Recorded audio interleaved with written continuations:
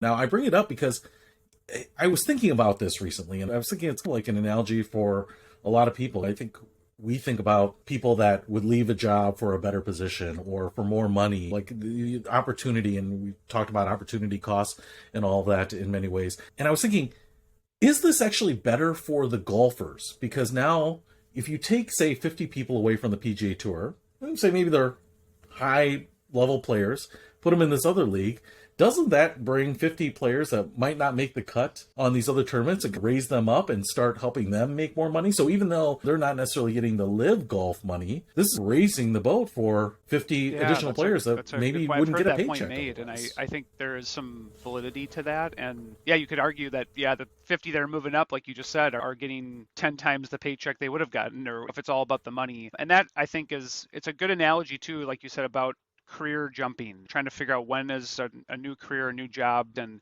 should it always be about the money? Should it be about other things? And that's, I think, a bit of what we're seeing here is that for some, they think that those jumping, it's just all about the money. That's the only obvious conclusion that they can come to. And so I think that's created strife because they think, gosh, what about the history of the PGA Tour? What about the longevity, the competing with for all these famous tournaments and the majors and the all the things that kind of come with that are not just money, that it feels like I think some are throwing that away, but there is a fair case to be made for the growth of the game, and this is just another aspect of growing it. And I do think it's a very good point that there have always been other golf tours out there.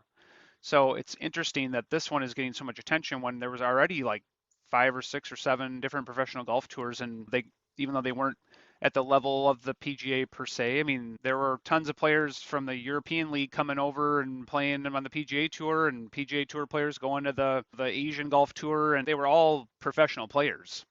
So that's always existed. Canadian League, DP World Tour, you got Corn Ferry Champions Tour, LPGA, all sorts of events, and this one is really getting a lot of news, and I think it's some good ways. And